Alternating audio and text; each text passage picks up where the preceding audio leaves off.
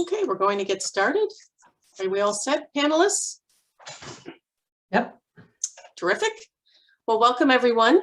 I'm Mag Morelli, the president of Leading Edge Connecticut, and it's my pleasure to welcome you to our 2021 legislative session summary webinar with Wiggin and Dana.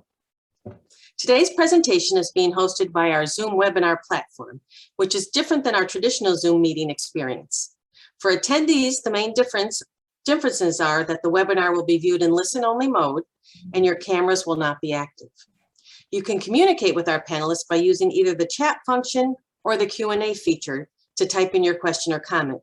But we ask that you use the Q&A feature so that it's easier for us to follow. Note that in the Q&A feature, you have the option to ask a question anonymously.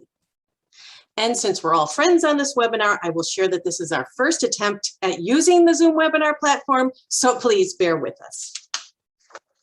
As a reminder, today's program will be recorded, and the copy of the presentation was emailed to you yesterday. If you need a copy of the presentation, just email Nurka now and she can send it over to you. It's now my pleasure to introduce our presenters. As you know, each year we collaborate with our legal counsel, Wiggin and Dana, to produce a comprehensive summary of the new Connecticut laws affecting providers of services for the elderly.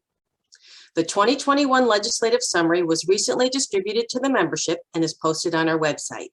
And it reports on a number of new legislative requirements affecting nursing homes, assisted living communities, residential care homes, home health care, and other home and community-based services, as well as individual practitioners.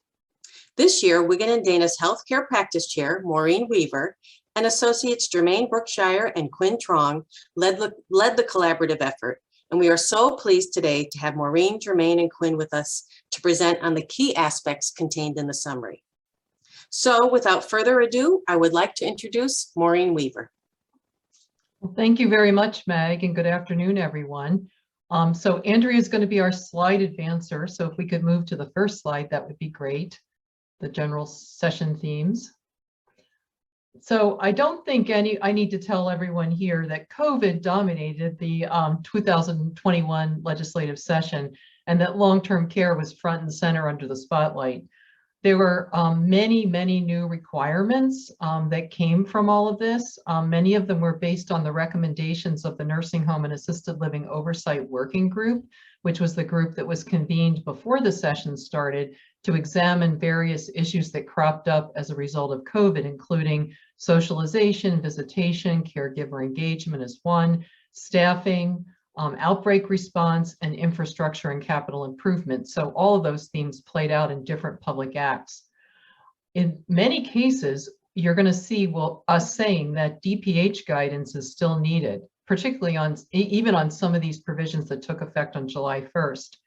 And the other interesting thing that happened during this legislative session was that it was like a moving target to see which types of long-term care providers were affected by any particular bill that ended up being enacted into law. Sometimes it was just nursing homes. Sometimes it was nursing homes in certain types of assisted living facilities. Sometimes it was MRCs. So we all have to be very careful to make sure we're fully cognizant of who's on first in terms of who's covered by these acts.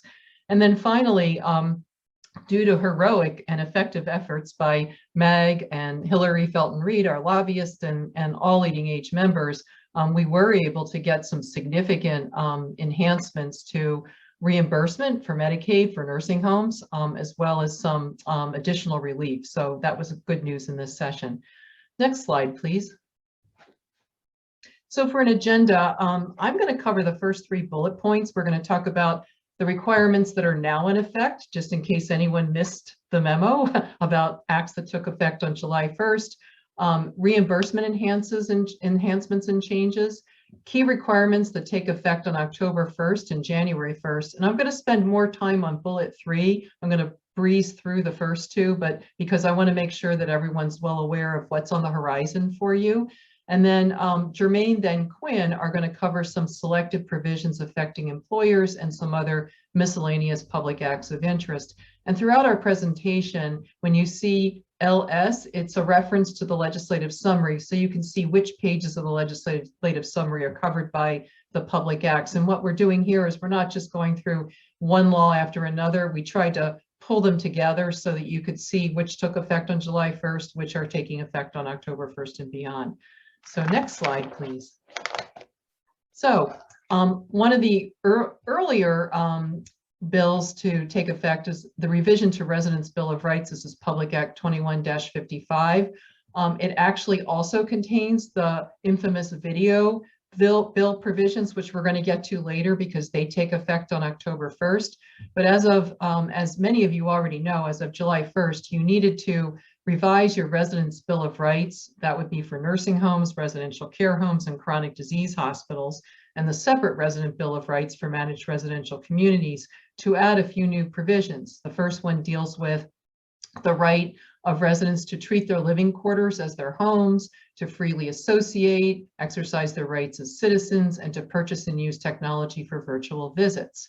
There's also an additional right, or it's sort of an embellishment of an existing right to voice grievances and recommend changes in policies and procedures and services without any restraints or discrimination or any kind of limitation or retribution.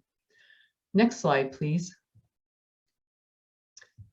We also have another one that I think might have come by a little earlier in the session, and earlier means it wasn't like the last day usually. And this affects essential support persons and statewide visitation policy, Public Act 21-71. And this is we saw the emergence of the term essential support person developed during the pandemic.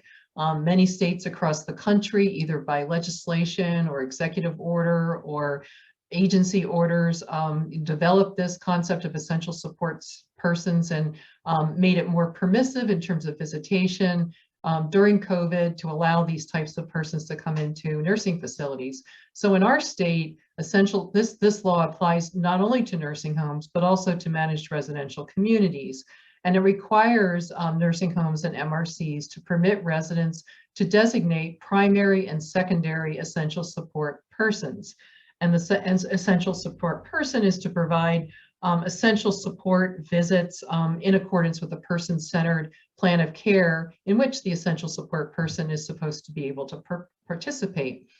Now, what do we mean by essential support? And the Public Act outlines a couple of categories: ADL assistance, physical, emotional, psychological, and socialization support are the examples given. And as I indicated, the essential support person may visit according to DPH directives during general visitation restrictions. In other words, they have more access to residents than would normal visitors. And also, as a result of this Public Act, DPH is charged with establishing a statewide visitation policy. And interestingly, the act took effect on July 1st, but I don't think I've seen that manifest itself just yet. And that policy needs to address needs for health, safety, and well-being of residents during visitation, and also address essential support persons. And it authorizes DPH to set requirements for visitations in a public health emergency. And I should mention that this act also adds socialization and visitation and essential support persons to sort of like the areas of responsibility for the state long-term care ombudsman. Could we have the next slide, please? Okay, so the next item is this law, Public Act 21-185, was kind of known as Senate Bill 1030 during the session. And this is the law that was really based in large part on the recommendations of the Nursing Home and Assisted Living Oversight Working Group recommendations. So you're going to see a lot of provisions in here that really related to COVID or were motivated by issues that were identified during COVID. And front and center here is the obligation on the part of the nursing homes to employ a full-time infection prevention and control specialist. And it's an obligation not only for nursing homes, but also for what is now a new term as of the end of the session, dementia special care units, DSCUs, which are the so-called memory care units within assisted living facilities. And they could be special care units or programs, but they're mostly units. The Public Act outlines the specific duties of the infection prevention and control specialist, and they include training obligations, acting as a resource during an outbreak, serving as a member of the infection protection, prevention and control committee for the facility, and quote unquote, any other duties deemed appropriate. One question that's come up is whether or not this person needs to be full-time, absolutely all the time, dedicated to infection prevention and control. There was a lot of back and forth during the session to carve out or make it clear that facilities have the ability to hire someone full-time who might have other duties, but could spring into full-time attention to infection prevention and control if there's an outbreak. We didn't get that clarifying language, but we sort of rely on this sort of any other duties deemed appropriate as covering facilities if they need to assign that person to some other duty and there's not an outbreak or a dire need for them to be present on infection control duties. The individual also needs to have a quote unquote rotating schedule to cover each 8-hour shift once per month. That's also been the subject of some need for clarification, and there's a long list that MAG has developed that's been presented to DPH for clarification on many of these items, and we're still waiting to hear back from DPH on when we could get an audience with them to get some of these things resolved. Next slide, please. So breezing through a couple of other provisions that came up in Public Act 21-185. Administrators of nursing homes and dementia special care units have to provide emergency plans of operations to their political subdivision, and this is in furtherance of the mutual aid plan. They also need to ensure that there's a 2-month supply of PPE in nursing homes. And for each nursing home, the facility must ensure that a staff member or a contracted professional who is licensed to or certified to start an IV line is available on call on each shift. And the ability of facilities to provide IV lines did come up as an issue that was a subject of discussion when the task force was deliberating, and came up again during the legislative session. So this was in response to that. We'll have the next slide. So another element of Public Act 21-185 is requiring that the Infection Prevention and Control Committee meet at least monthly and also daily during the outbreak. But there is a caveat to the daily meetings in that that's daily so long as there's no disruption. And if there is a disruption, then the meetings have to take place at least weekly. During an outbreak, nursing homes must test staff and residents at the frequency determined by DPH. This was an important provision for DPH because in order to set all the requirements and frequency for testing, they needed authority to do that, and they were having to get it through governor's executive orders, and this puts that provision right into legislation and gives them the authority. DPH, there's another interesting provision in Public Act 21-185. DPH must seek federal and state funds to improve nursing home infrastructure with a report to the General Assembly by January 1st of 2022. So that's kind of interesting. It must be from the ARPA funds or some other source. I'm not sure what was in people's minds when that was put into effect. Next slide, please. And we're going to turn to another bill that featured prominently during the legislative session. It had the number 6666. It became Public Act 21-121. And this is the law that we see laws like this every year where DPH goes in and makes revisions to various public health statutes. In this year, the bill ended up being, or the Public Act ended up being 132 pages long. So it was quite extensive. And we're going to see in this Public Act more efforts to address issues and themes that came up during COVID. And the first is a case in point, and that is authority to DPH to suspend criminal background checks in an emergency or in a significant disruption. And this, of course, applies to all of the long-term care providers that are subject to the criminal background check requirements for their employees, and that would be nursing homes, residential care homes, ALSAs, home health agencies, hospices, and chronic disease hospitals. Another provision that came in that I think was greeted positively by the provider community, and this is for all licensed institutions, is more consistent and clear standards on tuberculosis screening, treatment, and prevention. And this applies, of course, to the same group, all of the nursing homes, residential care homes, ALSAs, home health agencies. And under this law, they must all have policies and procedures in place that reflect the National Centers for Disease Control and Prevention's recommendations for TB screening, testing, treatment, and prevention for healthcare personnel. And any employee providing direct care must receive TB screening and testing.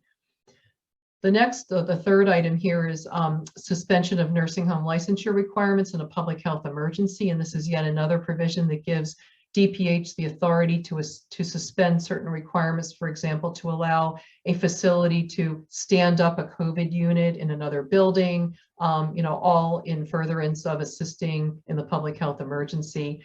And then we also have bed clearance requirements in this public act, and this applies to nursing homes and residential care homes, requiring that there be 3 feet bed clearance at the sides and foot of each bed.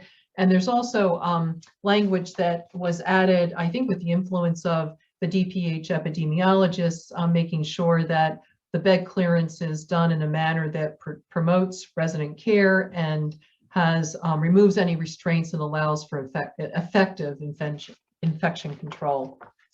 We'll move to the next slide. So now we're moving outside of COVID and into some other significant changes that DPH has been looking to make. And that is, as many of you know, in order to provide hospice services in people's homes in Connecticut, you need to be licensed as a home health care agency, even if that's all you're going to do, if you're only going to be providing hospice services. And that's always been kind of unwieldy and difficult, and has required providers to get waivers, et cetera. And DPH, even before this session, was committed to separating the licensure category so that we would have separate licensure for home health care agencies and a separate licensure for hospice agencies. And in fact, they've been revising the licensure requirements for home health agencies to remove hospice, and they're going to do separate licensure regulations for hospice. And so in order to do that, they needed legislative authorization. And so now hospice agency has been added to the statutes as a new licensure category. And then as a result, there's a lengthy series of pages in this public act where they had to make all kinds of statutory revisions about the licensure fees and the medication administration delegation and waiver processes and hospital discharges, so that hospitals have to inform people not only of nearby home health agencies, but also of hospices. And then there's also specific provision in this public health statute that enables both physicians as well as APRNs and physician assistants to order home health agency and hospice agency services. Next slide, please.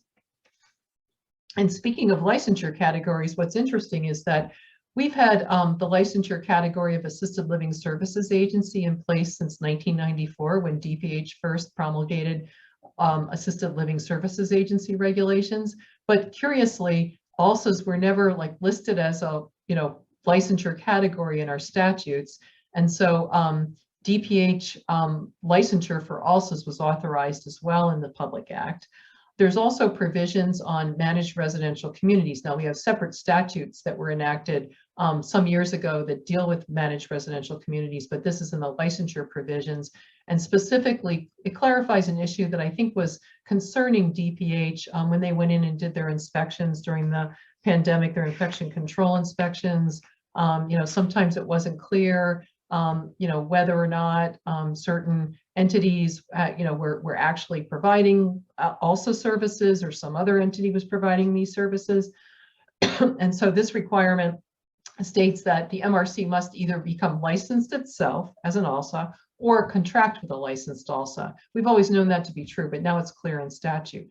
In addition, the other thing DPH found out when they were doing all of their surveys and reviews was that there are many ALSAs that were operating memory care units, and DPH had no handle on these memory care units. They recognized that the residents were at higher acuity levels and required more staffing and care. And so they really lobbied heavily to get legislation in effect that would require DPH approval if it also wanted to establish a dementia special care unit and ensure proper staffing to meet resident needs.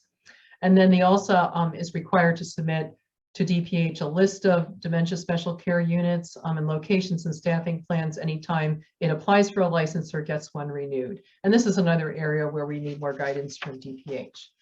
So we'll go on to the next slide. And this concerns IV therapy in the nursing home setting. If you recall, we talked about the other act, which provided that at least one staff member or contracted entity needs to be available to start an IV line. This is more permissive. It permits nurses, only registered nurses, and a CCNH, only in a CCNH, not a rest home with nursing supervision, who's properly trained by the DNS or an infusion company to administer IV therapy or medication doses through an IV or draw blood from a central line. And if that's happening in your facility, you need to notify DPH and ensure proper training of the RN and keep the training record. Next slide. Okay, so now we're going to really quickly breeze through the Medicaid reimbursement changes because I think Leading Age has covered this really well in all of their communications. And so these were all laid out in the so-called implementer bill that implemented the budget for 2022 and 2023. As everyone knows, one good result was that the new acuity system was put off. The implementation date is now going to be July 1st of 2022. The case mix adjustments that are going to be made, they're going to be made to the direct care component based on MDS data and cost reports for the year ending. Oh, geez, there's a typo there. It should be 9/30/2019, not 9/39. Interestingly, by October 1st, DSS is charged with modeling the whole system, doing a facility-specific analysis, submitting recommendations to OPM, and a report to the General Assembly. And that has to include a review of inflationary and case mix and budget adjustment factors, and also a review of stop, gain, and loss corridors. And that's all going to be based on the facility-specific analysis. And so these would be recommendations as to whether or not there need to be any changes or tweaks in the statutory provisions in order to make the system work and be fair. So that's a good thing, and that was a result of a lot of advocacy and lobbying on Leading Age's efforts. So next slide, please. So this slide just briefly summarizes the fact that we still will have our five components for allowable costs. DPH can provide pro rata fair rent increases for fair rent additions in place as of September 30th. There are no rate increases based on inflation for 2022 and 2023, which was a bit disappointing to us, but we were able to get a carve out in there that says that unless it's authorized as a result of that evaluation that DSS has to do and submit to the General Assembly. And then the minimum allowable patient days will be 90%. There's an exception for changes of ownership, new facilities, additional beds, where you get a different minimum allowable patient days for about 3 months. Next slide, please. So in addition to addressing the acuity system and the acuity system, there's also rate relief this year. And so I think everyone's familiar with the $10 million of American Rescue Plan funds that has been allocated for grants that can be provided to facilities that present gaps in funding based on the difference between their calculated and issued rate. Everyone knows about the 4.5 rate increase for each of 22 and 23, has to be applied to salary, wage increases and enhancements, and it has to be done before July 31st of each of these years in order to count. And if you don't implement the 4.5% rate increases by that time or by that date, you can get rate reductions. Also, the $15.4 million was allocated for fiscal year 2023 for facilities to enhance healthcare and pension benefits. Next slide. So just a brief comment on residential care home rates. Residential care homes fared fairly well, so that for 2022 and 2023, they can receive a rate increase for a DSS approved capital improvement that relates to resident health and safety. And also they're going to have their rates will be inflated, which we don't often see in rate methodologies recently, based on FY 2021 rates inflated by the GDP product deflator for each rate year, and then similar authority for DSS to provide pro rata fair rent increases. So now we're going to move on to the next slide. And we are now in the area of laws that take effect on October 1st of 2021. And the one I want to start with is the infamous video bill. It's actually, this bill is part of Public Act 2155, which is the Resident Bill of Rights bill. It's the last section, and it maps out language that Leading Age had a great role in and great influence in an attempt to try to make this the fairest possible set of legislative standards for virtual visitation and monitoring, especially compared to other states where we've seen this sort of these sort of laws take effect. There's a history here, and it goes back many, many years. There have been proposals by legislators and advocates, and even last year, the Ombudsman, to expand the ability of residents to covertly monitor the care that's being delivered to them, and family members to covertly monitor. And there was always a flavor of, we need to do this because of abuse and neglect that's happening rampantly in nursing homes, and it's the only way we're going to be able to ferret that out is by allowing the covert monitoring. And we were really able through this legislative process to kind of change the scope and change the paradigm. And I think the pandemic helped as well because of the increased reliance on virtual visitation and the various devices that are used for that, and the fact that some of these devices could be easily used to covertly monitor without anyone ever knowing it. You know, your Nests, et cetera, and your Echoes out there. And so we feel like we were able to strike a pretty good balance here. So we have a virtual visitation and monitoring law that permits residents to purchase and use equipment for both purposes. It applies to nursing homes only. There was an effort to try to get it to apply to managed residential communities, but as we all know, those units are private living spaces. And so because of that, people can do whatever they wish in their own private home. So this law only applies to nursing homes. And the resident has the right to use technology for virtual visitation. But if the resident wants to use the technology for virtual monitoring, consent and notice and certain other requirements apply. And this was big because, you know, many of the proposals before didn't require that, or there were all kinds of loopholes for it. The other important achievement here is that nursing homes have very strong statutory immunity from liability related to privacy rights that might be violated because of resident use of technology, damage to the resident technology, the property of the resident, or any intercepted or unauthorized uses or disclosures. So, you know, that's sort of a general introduction and overview of these provisions. Next slide, please. So let's talk first about which aspects of the law apply in the visitation context.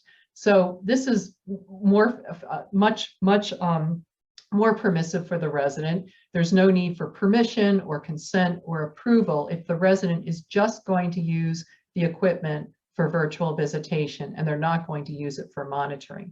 So if they're going to use it for visitation, they're responsible for all of the expenses: purchasing it, activating it, installing it, maintaining, repairing, operating, deactivated, and even removing it. The other caveat is that the use of their technology and any images and recordings from it may not violate any individual's right to privacy, not just another resident, but any individual's right to privacy. And this requirement that there be no violation of any individual's right to privacy even applies to the use of cell phones for telephonic communications, or tablets that are not used for monitoring. Next slide, please. So now what happens if a resident or resident representative wishes to use the technology for virtual monitoring? Well, they have to first obtain the written consent of their roommate, or if the roommate is not capable, the roommate's representative party. They also have to provide a signed written notice and a copy of the written consent of the roommate to the facility 7 days in advance before they install and start using the technology. And as with the virtual visitation, they're required to cover all of these expenses that are listed here on the slide. Next slide, please. And the contents of the notice include identification of the type of technology, its intended use, intended hours of operation, its location, whether it's capable of recording audio or video or being activated or controlled remotely. Also acknowledging that the resident is responsible for the costs. And in addition, including the facility liability waiver. So the notice includes an acknowledgement by the resident or the resident's representative that the facility, there's a waiver of liability for the facility here. Next slide. So the nursing home has certain obligations under this new law. The nursing home must provide internet access, electricity, and power source at no cost. However, there are certain conditions on the nursing home's obligation to provide free internet access. If there's a need to, ramp up internet access, et cetera, the nursing home incurs costs with respect to private patients, they can prorate the cost. But if you're talking about Medicaid participating patients, that's a cost that's supposed to be covered by Medicaid, but there's all kinds of, we're going to need a lot more clarification on this, because it has to be a cost that's put in your cost report. It has to be eligible for reimbursement, and DSS has to use, COVID specific funding to cover it. So, that was kind of slapped together, and there's some lack of clarity about when that's going to kick in, and we're going to need some guidance on that. The nursing home is also obligated to place conspicuous notices both at the facility entrance and also on the door of each resident's room where technology is used for monitoring. And that's nothing new. We already have employment laws on the books that require that when an employer is conducting any kind of monitoring in a facility, notices have to be posted along these lines.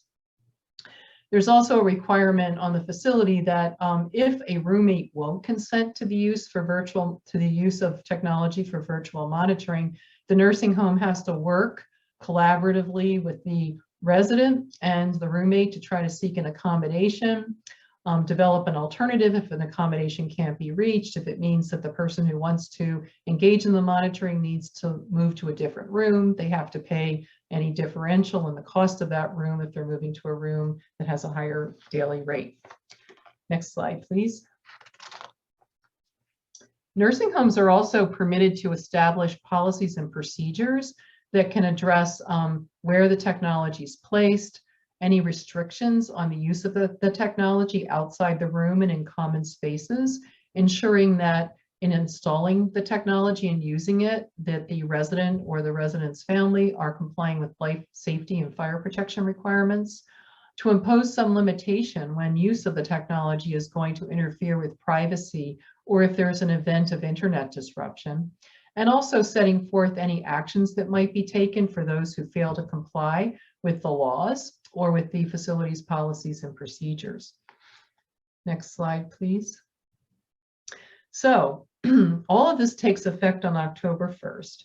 Facilities as of that date are going to need to allow residents to install and use technology for both virtual visitation and monitoring. And so you're going to need to start now to develop policies and procedures for implementation. One note in that process is that the law authorizes the long-term care ombudsman to develop model notice and consent forms. These would be the notice that would be provided to the facility, the consent form that you would use with a roommate if a roommate is involved, and even a revocation of consent form. The ombudsman is supposed to receive input from DPH and from nursing home industry. I don't think that I've heard of that being developed at this point, and if this is permissive, she is permitted to develop these forms, but not required to do so. And DPH is permitted to develop regulations. They're not required to do so either. So I think, as we're sitting here on September 9th and looking at an October 1st implementation date, we probably can't assume that we're going to have fully developed and vetted, and I emphasize vetted, forms from the long-term care ombudsman by October 1st. So we're going to have to take some action before then to ensure that facilities have these materials in place. So I was thinking we might break there and just see if there are any questions have appeared in the chat or the Q&A about this particular bill, because it does take effect on October 1st. Did you see anything, Meg? So I far, didn't- there's nothing yet in the chat or in the Q&A. If you have Okay, a question, you can enter it into the Q&A, which is at the bottom of your screen. yeah, and the other thing is that we budgeted time at the end to answer questions. To the extent we see anything in the chat or something comes to you as we go along, feel free to insert your question and we'll get it addressed. And if we don't have time to address it today, there are plenty of other opportunities to address it later. How about if we go to the next slide then, Andrea? Okay, so there was a companion bill to the video bill, a Public Act 21-160 that also takes effect on October 1st of 2021, and it deals with the access to these recordings and images that are going to emanate from use of virtual technology in nursing homes. And so I think basically what happened was the video bill got enacted, and all of a sudden, I think primarily the unions realized, oh my, there's going to be all these recordings of our members providing care to residents, and they could be used in disciplinary proceedings. So we want to make sure that that gets addressed. So this law provides nursing home employees and employees of nursing home contractors. That gives them the right to view recordings and images from resident technology when that is going to be used as a basis for disciplinary action. It also addresses access to a bunch of other types of stakeholders. One is the long-term care ombudsman. So what happens when the long-term care ombudsman is looking to corroborate some sort of complaint of abuse or neglect? This particular provision enables the long-term care ombudsman to approach a resident and ask whether or not they have any relevant images recorded as a result of monitoring, and she doesn't have to tell the facility that she's making that request. That's really pretty much the only time where that won't be out in the open.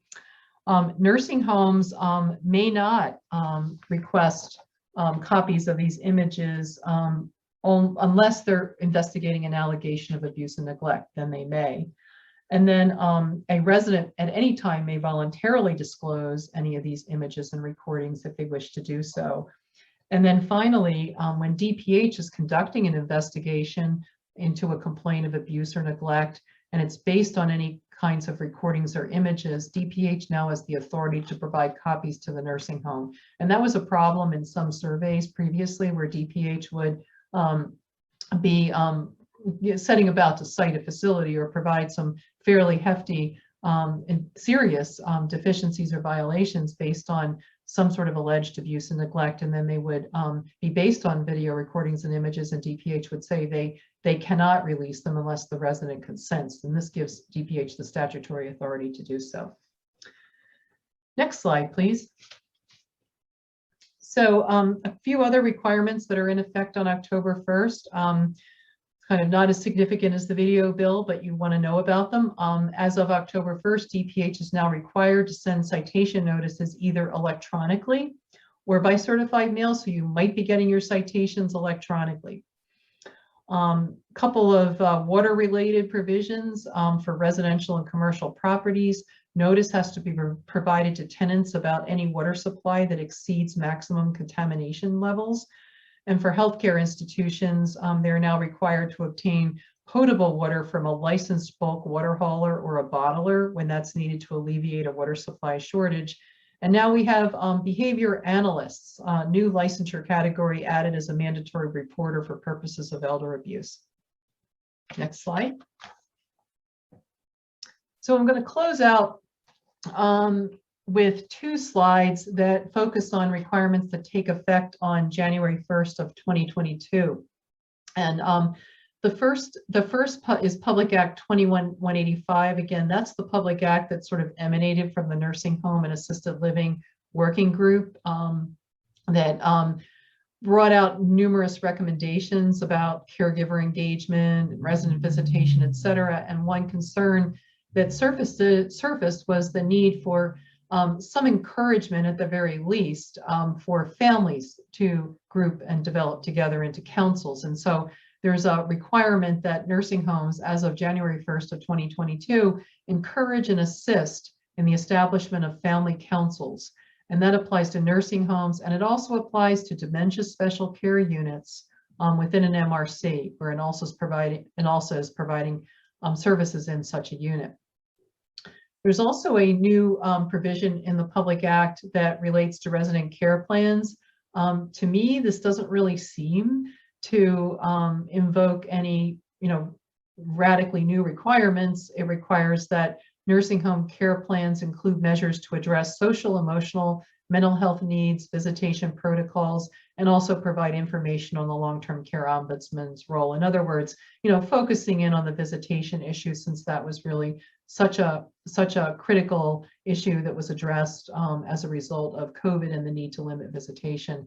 And then staff training on best practices for ensuring social, emotional, and mental health needs of residents and all components of person-centered care. That's a pretty lofty topic, all components of person-centered care. And I suspect that, a lot of staff training is already in place, and this may be one area where we need some more guidance from DPH.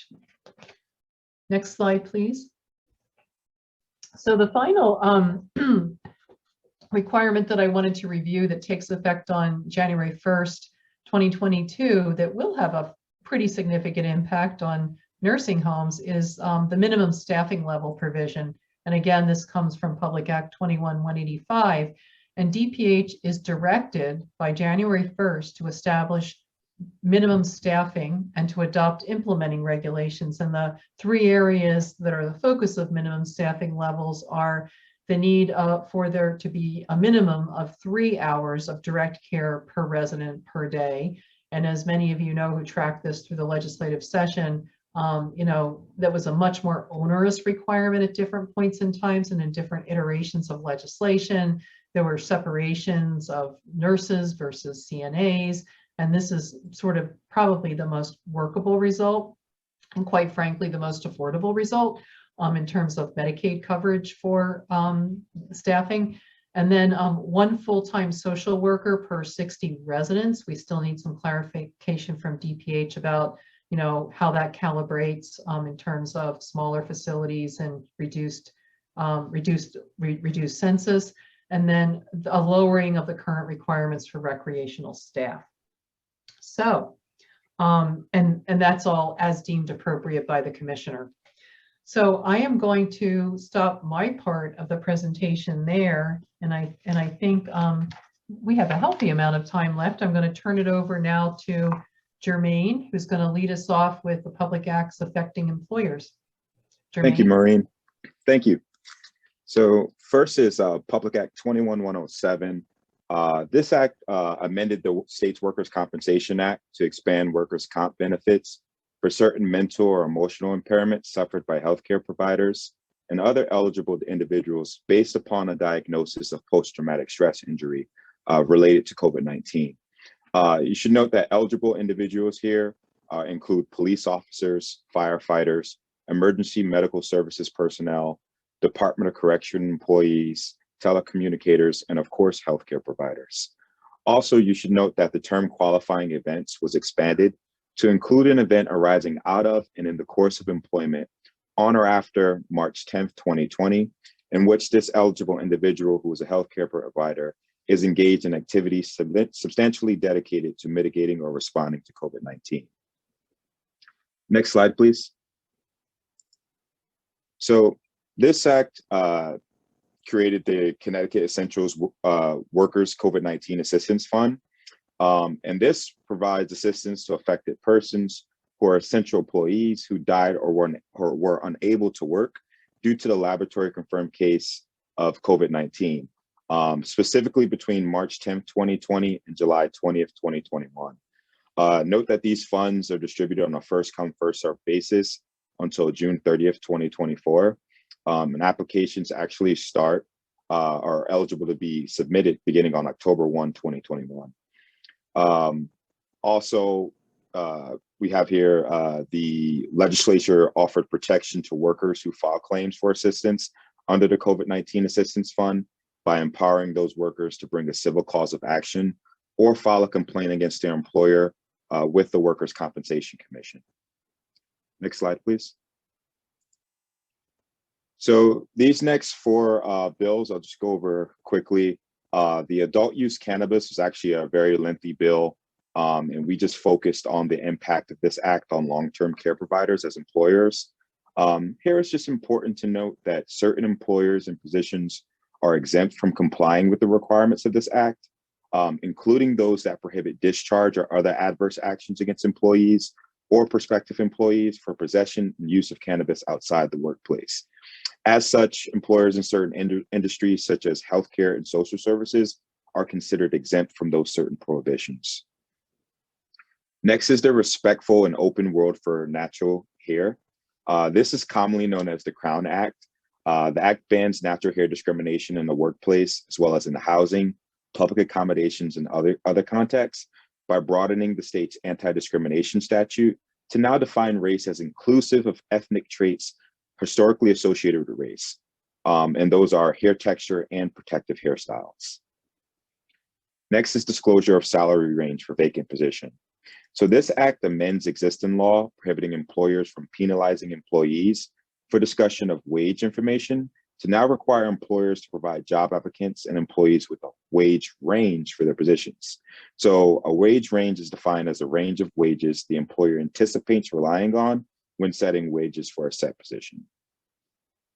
And lastly is deterring age discrimination in employment applications. This act prohibits an employer from requesting or requiring a prospective employee's age, date of birth, dates of attendance at, or date of graduation from an educational institution on an initial employment application. You should note that these restrictions do not apply to an employer requesting or requiring such information based upon a bona fide occupational need, or when the information is required to comply with any sort of provision of the law. Next slide, please. So here, there's a number of changes or updates that occurred to the unemployment insurance benefits. Quickly, I'll just focus on the increase to the minimum weekly unemployment insurance benefit from $15 to $40, and correspondingly, the increase of the minimum earnings needed to qualify for the minimum benefit from $600 to $1,600, and also the maximum benefit allowed is frozen from 2024 through 2027. There's also a number of changes that affects the taxes paid by employers, and you can see that in a little bit more detail in the legislative summary. Next slide, please. So this act extends the relaxed telehealth provisions that were previously enacted via executive orders in response to the COVID-19 pandemic. Governor Lamont's executive orders pertaining to telehealth provided flexibility for healthcare providers in order to enhance use of telehealth services during the pandemic to allow patients continued and uninterrupted access to healthcare. This new act, 21-9, provides for the continuation of this flexibility. In addition, the act mandates insurance coverage for telehealth services and prohibits insurers from reducing the amount of reimbursement paid to telehealth providers for appropriately provided services that were rendered via telehealth instead of in person. Next slide, please. So these last two slides, I'll cover the privacy and cybersecurity bills that were enacted. So this one, 2159, it expands the privacy breach law by broadening the definition of personal information, reduces notice time frame from 90 to 60 days after discovery of breach, and also clarifies that those subject to HIPAA only need to make reports to the AG in accordance with privacy breach requirements, not for every HIPAA breach. I just quickly want to mention that the definition of personal information was expanded to include things like taxpayer identification number, any identification number from the IRS, military ID number, and even your health insurance policy number. So it's quite expansive now to capture a lot more. And next slide, please. So this act creates a safe harbor for covered entities. That is any business that handles an individual's personal restricted information to avoid punitive damages and tort actions when sued for a data breach of personal or restricted information based on allegations of a failure to implement reasonable cybersecurity controls. You should note that the safe harbor here does not apply for covered entities' failure to implement proper cybersecurity controls was a result of gross negligence or willful conduct. The act also does not limit the authority of the Attorney General or the Commissioner of Consumer Protection to seek administrative, legal, or other equitable relief. And that's a wrap for me. So now I'll turn it over to the capable hands of Quinn.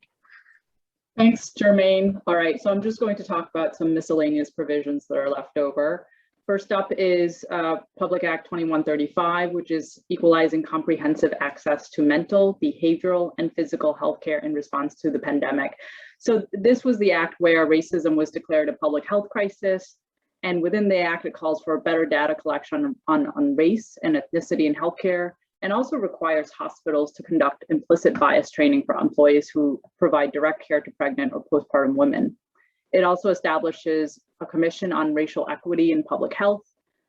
It requires a DPH study on the state's COVID-19 response and recommendations on policy improvements with a preliminary report by February 1st of 2022. And it offers a Department of Mental Health and Addiction Services mental health toolkit to address employee mental health needs due to COVID. Next up is Public Act 2111, in which there are many OPM grants to nonprofits. And in this, the private nonprofit health and human services organizations exempt under the 501c3 status that receive state funds to provide direct health or human services to state clients for renovations or improvements to comply with ADA, or to improve energy conservation, or to improve information technology. There's $10 million for fiscal year 2022 and $25 million for fiscal year 2023. Third is strengthening the voice of residents and family councils. Maureen touched briefly on family councils in the past slide. So Public Act 21-194, which is effective as of July 13, 2021, requires that state agencies inform the long-term care ombudsman, the state ombudsman, and the executive director of the Commission on Women, Children, Seniors, Equity, and Opportunity of any legislation or regulations affecting living and care at long-term care facilities. And the ombudsman and executive director has to seek testimony from resident councils and family member councils. It also requires that state task forces on living and care conditions at long-term care facilities include resident and family member representatives. And finally, Public Act 21-196 expands the scope of practice for physician assistants, and it amends various different sections of existing law to allow physician assistants to certify, sign, order, or otherwise document medical information in various situations that are currently limited to medical doctors and APRNs. So some examples of this are allowing physician's assistants to certify the basis for nursing home transfer or discharge and developing a discharge plan, or allowing physician's assistants to document situations referenced as medically contraindicated in residents' Bill of Rights. And finally, it allows physician's assistants to supervise home health services or prescribe medications. So that's all for me. Thank you, Quinn and Jermaine and Maureen. Now, are there any questions from those of you who are viewing the webinar? Please just enter them into the Q&A or the chat boxes that you'll find on the bottom of the screen.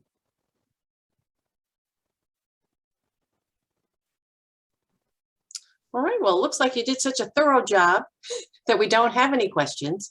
We know there are some outstanding questions that we are still waiting to discuss with the Department of Public Health, and we are in the process of doing that or attempting to get the questions back for you. Also, with regard to some of the forms that were discussed with the video camera, we do have some meetings planned with the long-term care ombudsman. So we are following up on all of this legislation for you, and we'll provide you that information as soon as we receive it.